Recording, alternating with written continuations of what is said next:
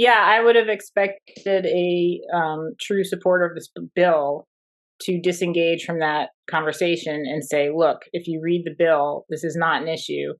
Also, if you do your research, you will find that legislation already exists, which removes civil liability for people who defibrillate in emergent circumstances, which allows for the emergent treatment of children by healthcare professionals in the case that the student can't be identified or the parents aren't reachable and the student needs life-saving care, as in defibrillation. These things are already there. I don't remember those issues being brought up while the bill was going through the legislation. So it just seems weird to hear it all of a sudden now. And personally, I was disappointed that Truitt didn't know these details. Yeah, well, she's full of rude surprises. Catherine Truitt is. She has been for the last almost 3 years now. And so, yes, you're right. I mean, there's several doctors who sit in the General Assembly. You're right. I didn't see any of those objections raised. I'm sure they were behind the scenes, like North Carolina Medical Society and others.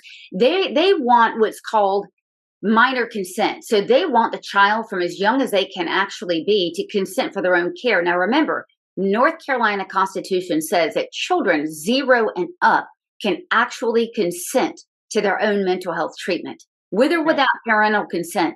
This bill looks to close that loophole. Radical far left lobbyists have been banging the drums to make sure that this stops, and they have a tool, perhaps a useful tool, in Catherine Truitt. Now let's move to the second part. Right. She was all in a kerfuffle about the CDC surveys and what her thesis is in objecting to the parental rights bill being enacted is that by saying to every parent they need to absolutely opt in, they need to see what's being asked and opt in.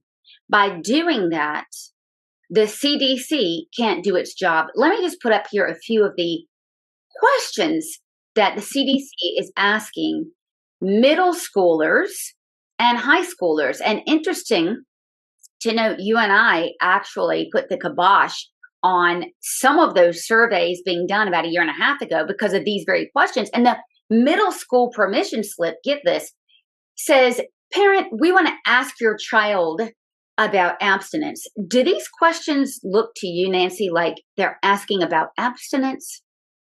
No, I think these questions are very concerning. I think it was a huge coup or a huge win that the General Assembly recognized that these surveys need to be opt-in, that parents need to be fully aware, and the schools need proactive permission for students to participate in these surveys. And again, for Truitt to, now reverse position, I guess, or ask for a carve out specifically for a federal government CDC survey, when the CDC has had a history of shenanigans, especially recently, is again not in line with